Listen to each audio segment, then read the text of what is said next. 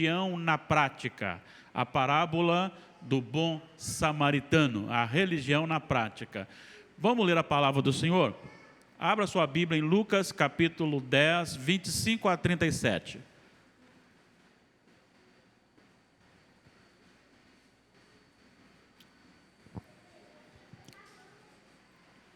Lucas 10, 25 a 37. É necessário que peguemos todo o diálogo, porque ele é muito importante para a gente entender a parábola. Vamos ler alternadamente? Eu quero que você solte bem a sua voz, assim como você não tem microfone, quem está em casa precisa ouvir o que está lendo. Então solte bem a sua voz e leia comigo. Eu lerei os ímpares e a igreja os pares. Lucas 10, 25 a 37. E eis que certo homem, intérprete da lei, se levantou com o intuito de pôr Jesus à prova e disse-lhe: Mestre, que farei para herdar a vida eterna? Então Jesus lhe perguntou: que está escrito na lei? Como interpretas? A isto ele respondeu: Amarás o Senhor teu Deus de todo o teu coração, de toda a tua alma, de todas as tuas forças e de todo o teu entendimento, e amarás o teu próximo como a ti mesmo. Então Jesus lhe disse: respondeste corretamente, faze isso e viverás. Ele, porém, querendo justificar-se, perguntou a Jesus: Quem é o meu próximo?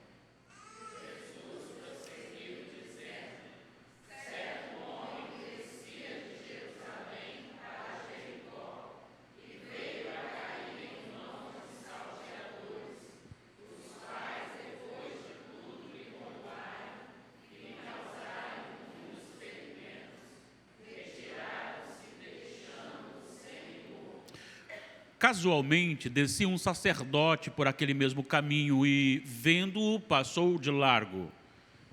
Semelhantemente, um levita descia por aquele lugar e, vendo, também passou de largo. Certo samaritano que seguia o seu caminho, passou-lhe perto e, vendo-o, compadeceu-se dele.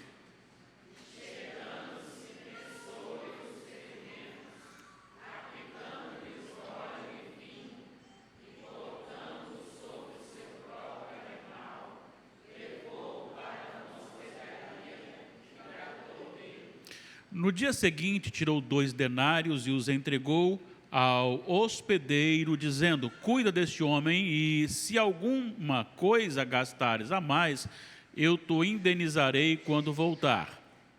Qual destes três te parece ter sido próximo do homem que caiu nas mãos dos salteadores? Respondeu o intérprete da lei, o que usou de misericórdia para com ele.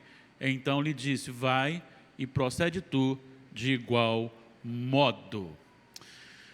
Todos sabemos que o Evangelho é a boa nova de salvação, que essa salvação é inteiramente pela graça de Deus, que Jesus Cristo é suficiente, perfeito e o seu sacrifício eficaz.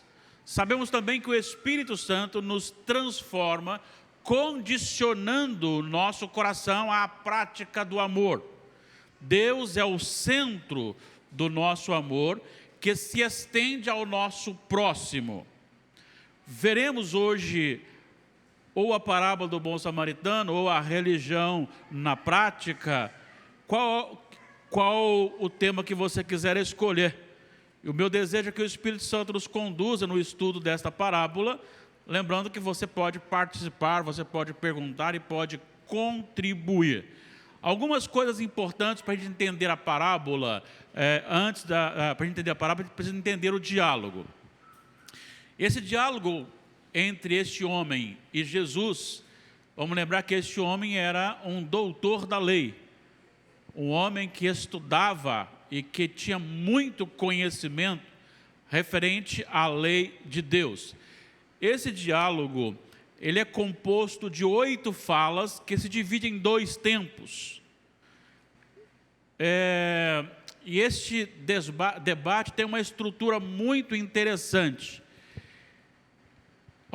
Vê comigo, por favor. O doutor da lei, faz uma pergunta a Jesus, versículo 25, final: Mestre, que farei para herdar a vida eterna? Jesus não responde a sua pergunta, mas ele faz uma outra pergunta agora ao doutor da lei. O que está escrito na lei? Como interpretas? Essa maneira, esse método usado por Jesus, ele é muito interessante e é um método que eu gosto muito, porque você acaba aprendendo mais.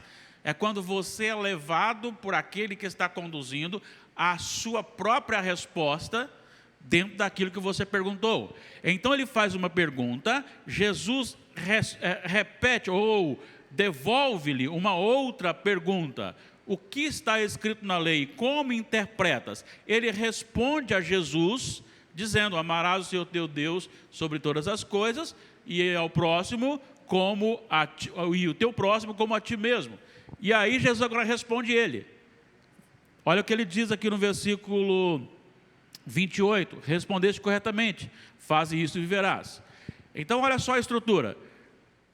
O doutor da lei faz uma pergunta para Jesus, Jesus faz uma pergunta para o doutor da lei, o doutor da lei responde a pergunta de Jesus, e Jesus responde a pergunta do doutor da lei. Isso não só na primeira estrutura, mas também na segunda estrutura. Aí você vai para o versículo 29, o doutor da lei, querendo justificar diante do Senhor, ele torna a fazer uma outra pergunta, versículo 29, final: quem é o meu próximo? Jesus conta a parábola do bom samaritano, e quando chega no versículo 36, ele devolve a pergunta novamente: qual desses três te parece ter sido o próximo do homem que caiu nas mãos dos salteadores? Ele responde para Jesus o que usou de misericórdia para com ele. Jesus responde para ele: procede tu de igual modo. Então, nas duas formas, a estrutura é essa. O doutor faz uma pergunta para Jesus, Jesus responde com uma pergunta, o doutor responde a pergunta de Jesus, Jesus responde a pergunta do doutor. Isso na primeira, isso no segundo diálogo. Em cada tempo, o doutor faz uma pergunta no sentido de colocar Jesus à prova. Ele tem uma necessidade aqui está no versículo 25, de colocar Jesus à prova. E no versículo 29, ele deseja justificar-se. Então, de qualquer forma, ele está com a motivação errada para aquilo que ele está fazendo. E o diálogo gira em torno do que fazer para ser salvo, tendo o doutor desejo de justificar a sua incompetência diante do que ele é cobrado, do que ele é exposto pela própria lei. Isso Jesus o levou a responder para ele mesmo a dificuldade que ele tinha a respeito daquilo que ele era doutor. Jesus não está aqui pregando a salvação pelas obras, pelas boas obras. Vamos ver um texto paralelo, Lucas 18. Lucas 18,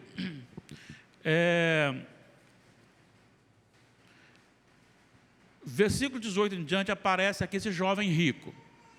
E mais uma vez aparece a prática da lei. Ele diz, versículo 18, certo homem de posição perguntou-lhe: bom mestre, que farei para herdar a vida eterna?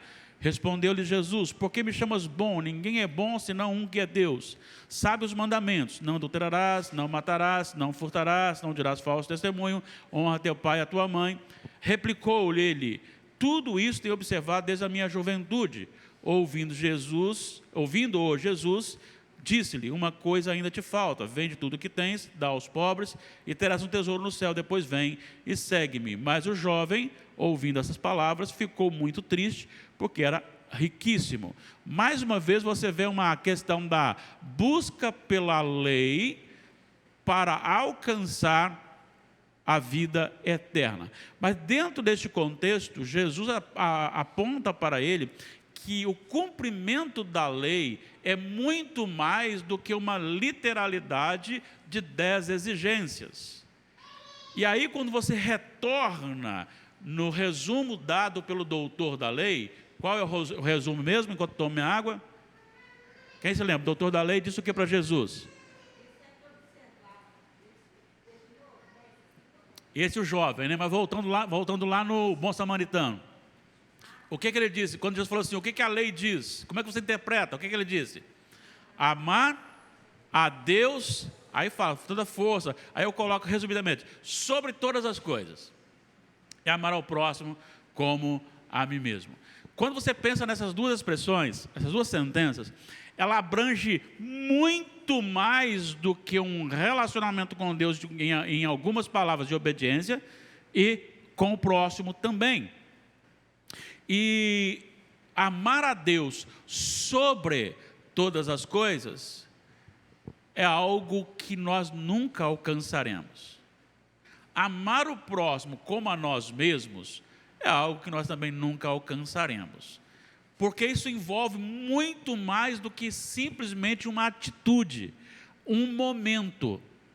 É a vida toda com perfeição, diante de Deus e diante do próximo. Então, em vários momentos da história, nós nos veremos quebrando a lei. Por isso, então, Jesus continua aqui no capítulo 18 de Lucas, e vendo aquele moço ficar triste, Jesus disse no versículo 24, quão dificilmente entrarão no reino de Deus os que têm riqueza, porque é mais fácil passar um camelo pelo fundo de uma agulha do que entrar um rico no reino de Deus. Deixa eu dar uma dica para você, não fica preocupado, camelo aqui, agulha não é agulha, é uma porta, mesmo se fosse, é mais fácil entrar um camelo no fundo de uma agulha mesmo do que passar, não só um rico, mas qualquer pessoa no reino do céu sem Jesus, tá? Aí está dizendo o seguinte, que é impossível. E aí então os discípulos respondem no versículo 26 e 27, e os que ouviram disseram, sendo assim, quem pode ser salvo? Mas ele respondeu, Jesus respondeu, os impossíveis dos homens são possíveis para Deus.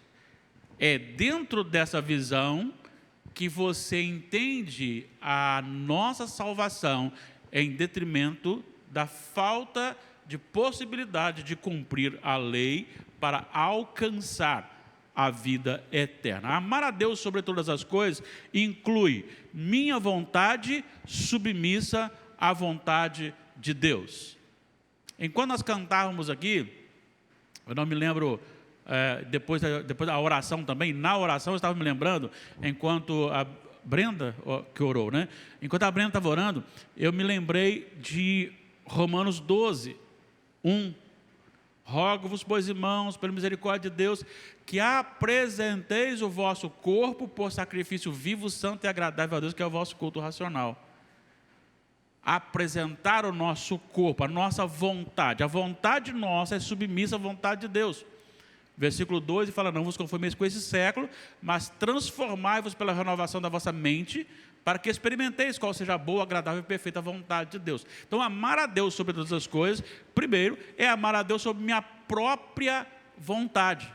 Mais que isto, amar a Deus mais do que a minha própria vida.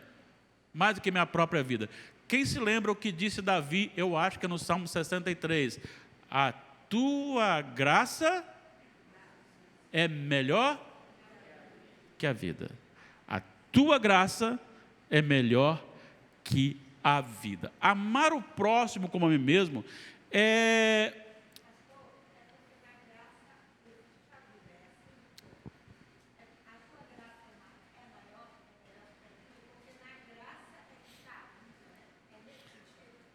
É nesse sentido, estar com o Senhor. Essa graça de estar com o Senhor é melhor do que viver longe do Senhor. Ainda que eu morra, eu não perderei o meu contato com o Senhor, porque minha alma estará com Ele e eu ressuscitarei no último dia para estar com Ele.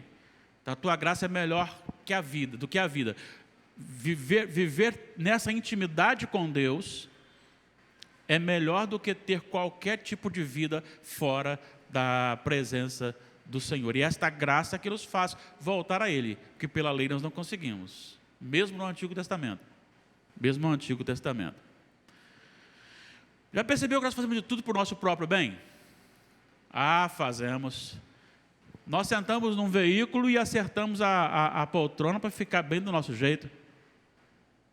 Nós chegamos numa cama e reclamamos do colchão. Eu não gosto de colchão muito mole, não gosto de colchão muito duro, eu não gosto de uma cama desse jeito, muito baixa, muito alta. Eu não gosto de comer isso ou aquilo. Um torresminho mineiro, eu não gosto. Ah, não, eu já gosto. Ah, eu gosto de café. Não, eu não gosto de café. E aí cada um vai se adequando naquilo que ele gosta. Certo? Eu conheço uma família que praticamente tem um lanche só que come quando vai para Minas, quando chega ali em Pedra Azul. Por quê? Porque o pastel lá é bom demais da conta. Pensa num pastel bom. Aí, enquanto está dando vontade de comer aquele pastel, vai comer aquele pastel. Agora, tem gente que já prefere o pão de queijo. Tem gente que já prefere a outra coisa. Então, nós vamos nos adequando, porque nós nos amamos muito. Nós nos amamos muito.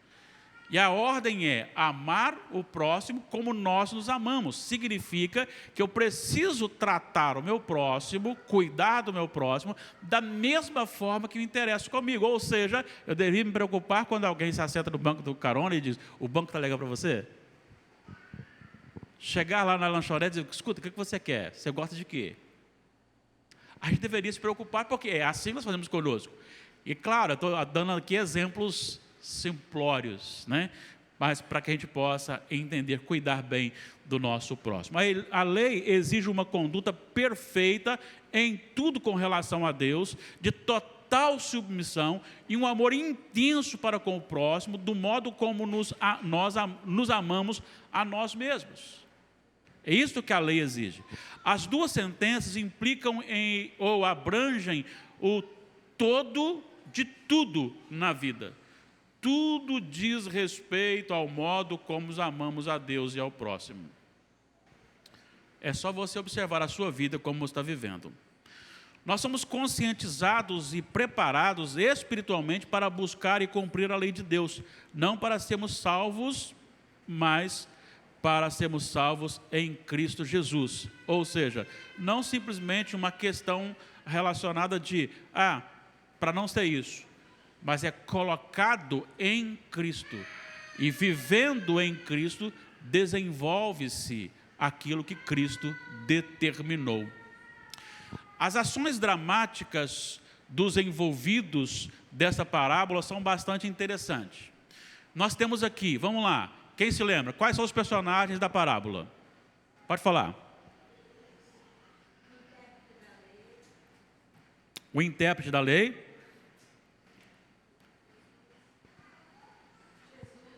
Jesus.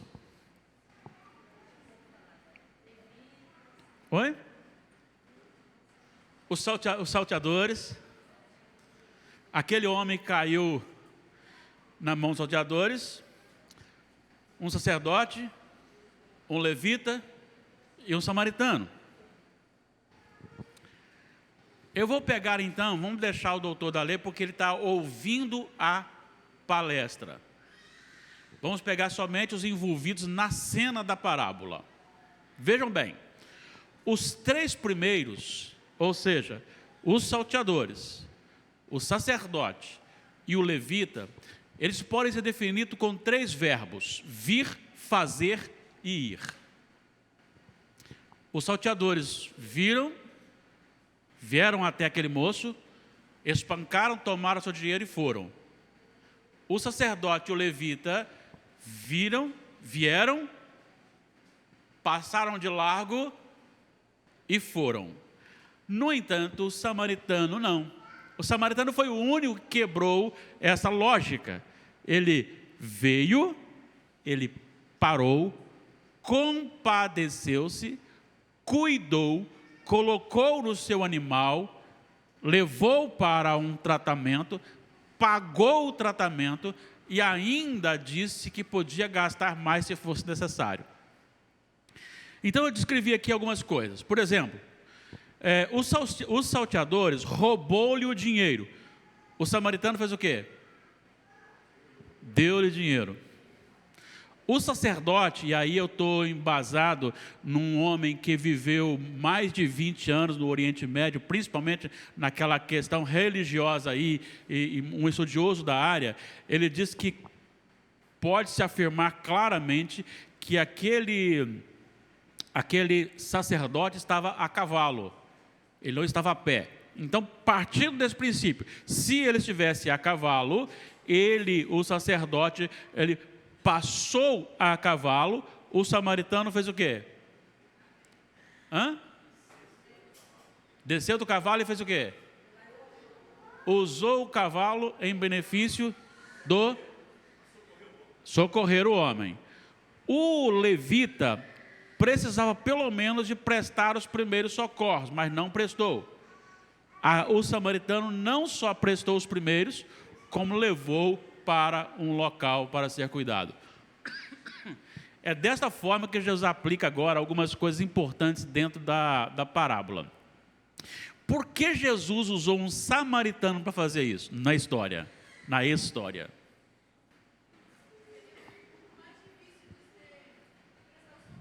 Por quê?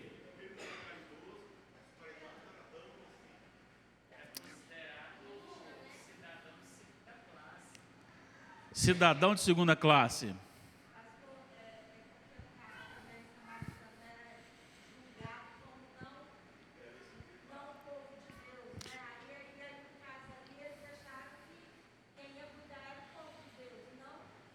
Sim. Então vamos começar aqui. Quem, Natanael?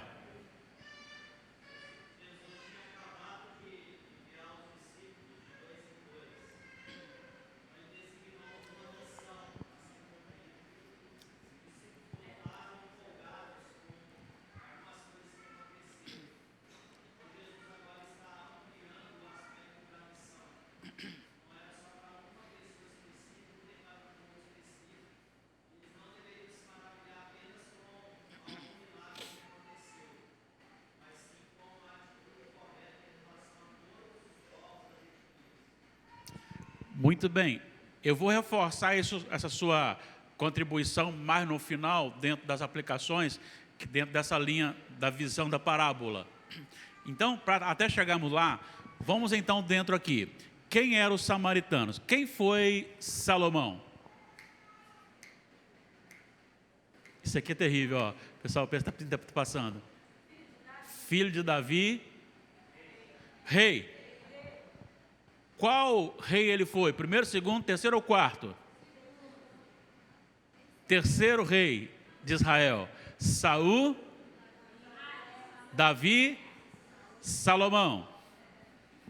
Salomão foi o rei mais inteligente da história, diz a Bíblia. Mas ele foi fiel a Deus até o fim? Ele pecou. Qual foi o pecado que ele cometeu? Ele casou-se com mulheres de outras nações que não era para casar. E isso que ocasionou? As mulheres exigiram que construísse templos, altares para os seus deuses. Diz o texto que ele não só construiu, como adorou esses deuses. Por causa disso, o que aconteceu? Antes da Babilônia. A mão de Deus pesou como? Me ajuda aí. A divisão do reino. Quantas tribos foram para o norte? Se vocês não responderam, eu vou dar 10 minutos para vocês responderem. 10 tribos foram com quem? Jeroboão. Jeroboão não era da linhagem de Davi. 2 tribos ficaram com Roboão, filho de Salomão.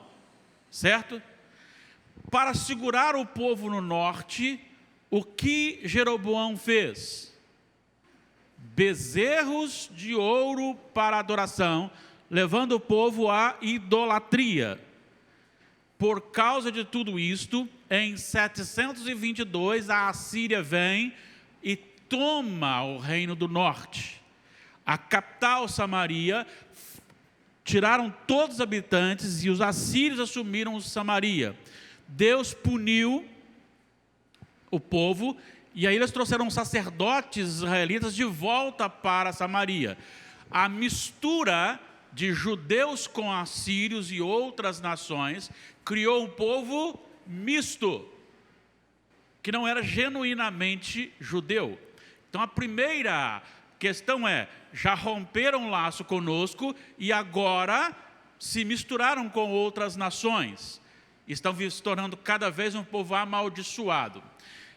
Tem um historiador muito recorrido, e ele é judeu, Flávio Joséfo, e ele diz que poucos anos antes de Jesus iniciar o seu ministério, os samaritanos aproveitaram uma festa de Páscoa e espalharam ossos humanos no pátio do templo em Jerusalém. E isso então foi o caldo entornado. Especialistas da época dizem que a oração dos judeus era para que Deus amaldiçoasse os samaritanos e não os desse lugar de forma alguma no reino de Deus. Então essa inimizade era profunda. E Jesus faz justamente isto. Veja bem, um homem está descendo, segundo o historiador, você sai de Jerusalém, passando pelo caminho do deserto até Jericó, você tem 27 quilômetros, e é uma estrada perigosa, segundo ele, até o dia que ele escreveu o seu comentário. Era uma estrada perigosa, deve ser até hoje. E aquele homem está descendo, não fala por qual razão, mas ele cai na mão dos salteadores, então ele é roubado, e eles batem e o machucam muito. E Jesus contando uma história, tá, gente? Isso é uma parábola. Vem descendo um sacerdote. O que é sacerdote? Qual a função do sacerdote? Ele representa o que a quem? Ele leva quem a quem? O povo a Deus. Ele é aquele que tinha lá no Velho Testamento, antes de Jesus, a função e o privilégio de, com muito temor, lógico, de ir até a presença de Deus e dizer assim, eu vim aqui interceder pelo Juan e pela Thalita, pela Brenda e pela Laís. Eu vim aqui interceder por fulano, fulano e fulano. Então ele tinha esse privilégio. Era alguém que era considerado bastante chegado, íntimo, para ir até a presença de Deus. Mas diz Jesus que este religioso passou de largo. Quem era o levita? Não é aquele que levita, tá? O levita aqui é alguém que não é aqueles, seus cantores também não. Cantavam, tocavam, limpavam o templo, cuidavam do ar-condicionado, cuidavam disso. Eles trabalhavam no templo e por isso eram sustentados pelo templo. Eram os levitas. Então também tinha muita intimidade com a questão religiosa. Passou de largo. E agora Jesus pega então justamente um samaritano e o coloca como o único que foi abençoar aquele moço. Como o único que foi abençoar aquele moço. Então eu vou encerrar com afirmações. Se você quiser falar na afirmação, você pode falar, tá bom? Eu não vou comentar todas não, porque eu só vou ler, porque são 10. Mas fique tranquilo, grave bem isso aqui. Ter a palavra de Deus no intelecto, sem estar no coração, não tem valor nenhum para a salvação. Preste atenção nisso. Ter a palavra de Deus no intelecto, sem estar no coração, não tem valor nenhum para a salvação. Era doutor da lei. Era um sacerdote, era um levita. No entanto, não haviam entendido o que é amar a Deus sobre todas as coisas e o próximo como a si mesmo.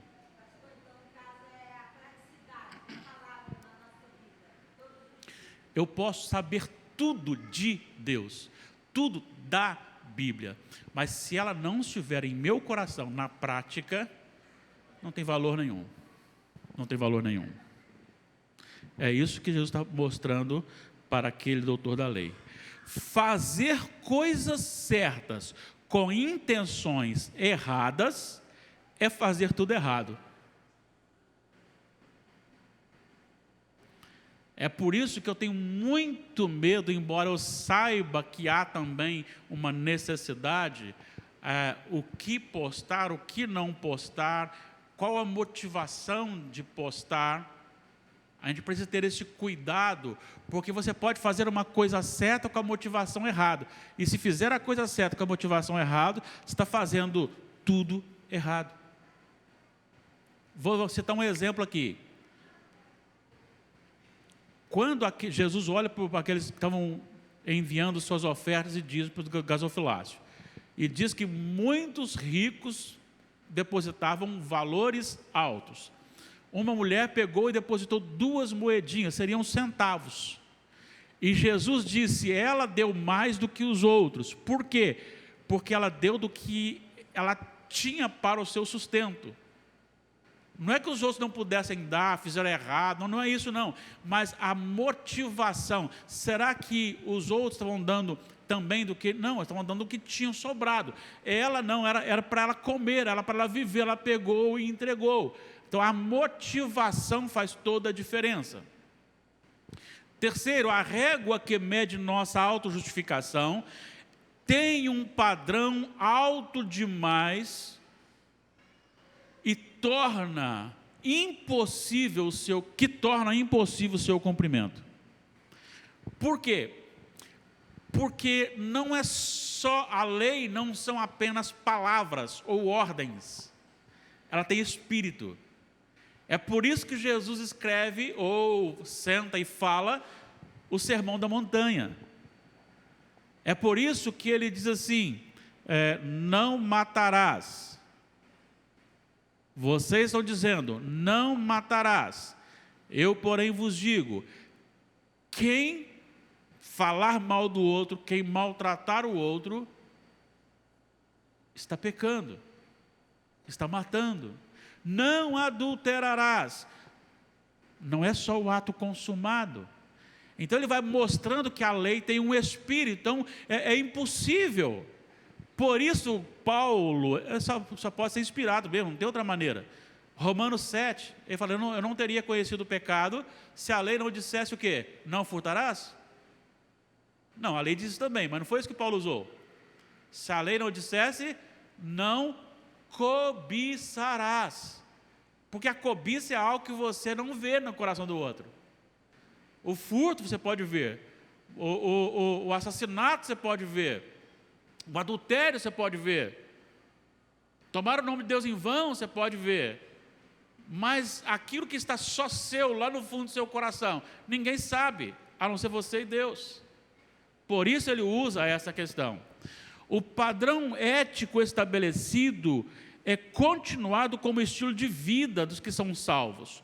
O fato de não podermos alcançá-los não nos dá o direito de ignorá-lo. Vou repetir. O padrão ético estabelecido na lei é continuado como estilo de vida dos que são salvos. O fato de não podermos alcançá-lo, ou alcançar esse padrão ético, não nos dá o direito de ignorá-lo. Ou seja, a salvação é pela graça mesmo. Eu não consigo mesmo, então eu vou viver de qualquer maneira e Deus vai me salvar. Não. Eu vejo, eu entendo, eu busco cumprir. Eu gosto de citar muito 1 de João, capítulo 5, versículo 3. Os mandamentos do Senhor não são penosos, embora nós não consigamos guardá-los todos. 5. O Evangelho é o poder de Deus que não se restringe a uma nação, mas alcança todas as etnias. É a palavra que o Natanael disse lá, a respeito dessa abertura já apontada, em que há salvos também entre os samaritanos. Há salvação também para aquele povo que vocês estão orando para que seja destruído. O Evangelho, ele derruba essa parede da inimizade. O Evangelho, ele destrona qualquer possibilidade de bater no peito e falar assim, sou presbiteriano. por isso vou ser salvo. Não. Não é o que você é como denominação, mas é o que Jesus é na sua vida. É isso que faz a diferença, para abrir a porta a outros. O amor prático não é barrado por limites étnicos, sociais, financeiros ou sexuais. Ele torna todos iguais. O que eu quero dizer com isso? Eu não posso usar a lei para dizer assim, a Bíblia fala que eu não posso me contaminar com o mundo. Então tem ali um grupinho ali de pecador, eu não posso ir lá, me sentar junto com eles e pregar o evangelho para eles. Não posso conversar com eles, porque senão vão me misturar.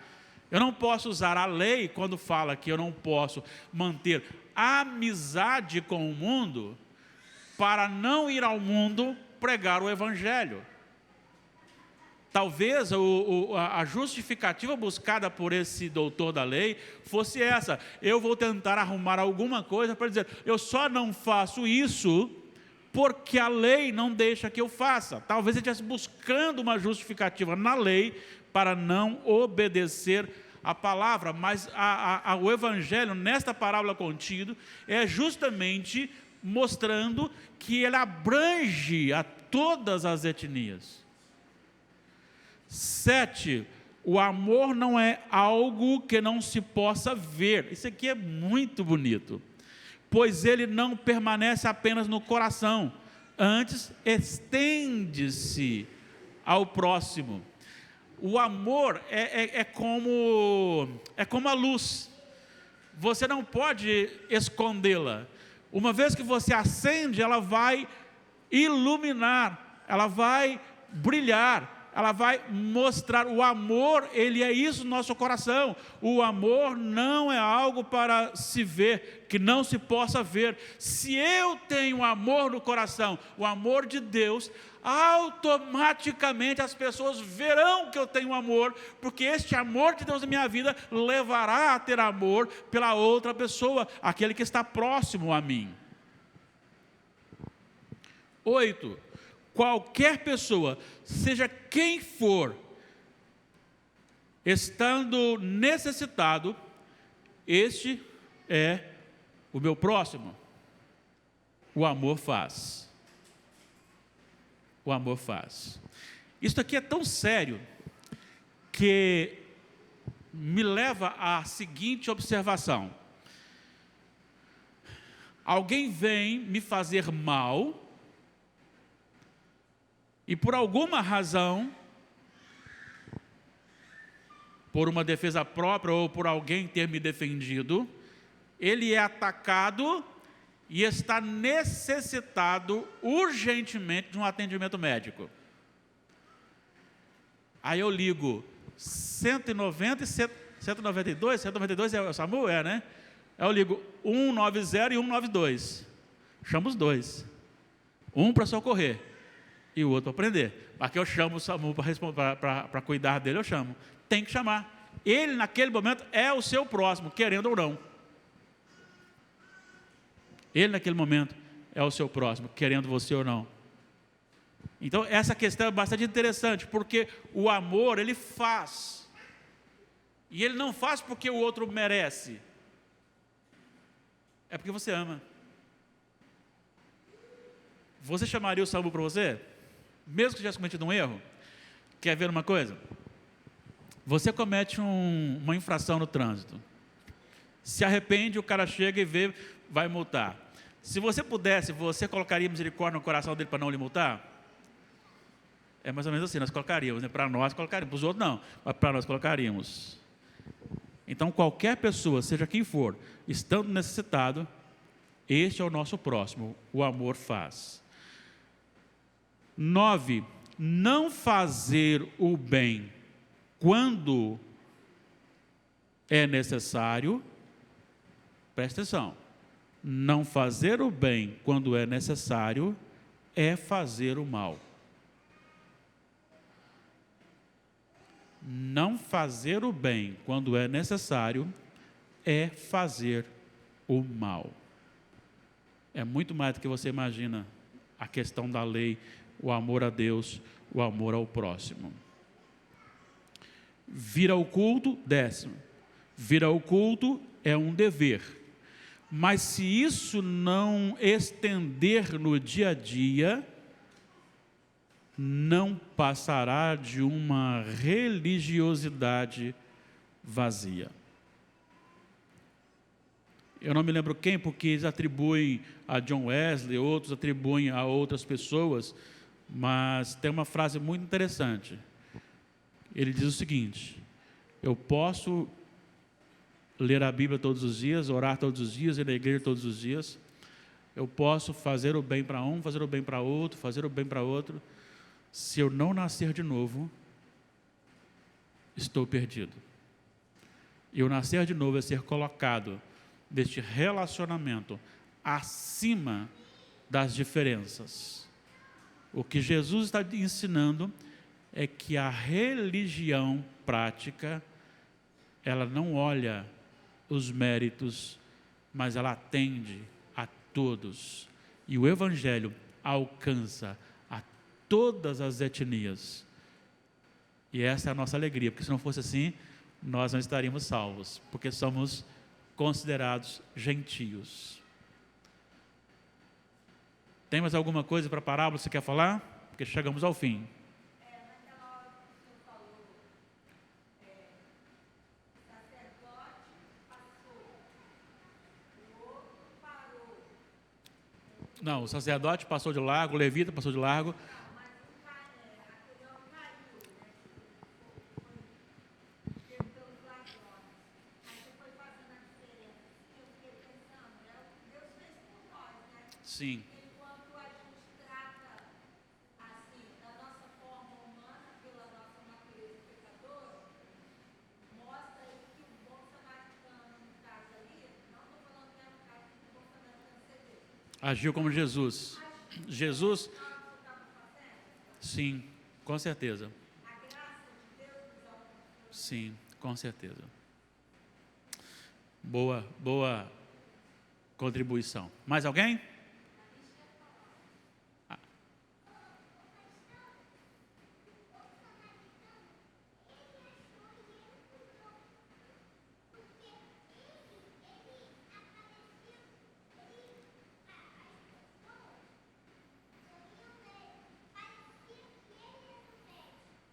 Isso. Para quem não ouviu em casa ou ali atrás, ela está dizendo que o bom samaritano foi o que parou e ajudou.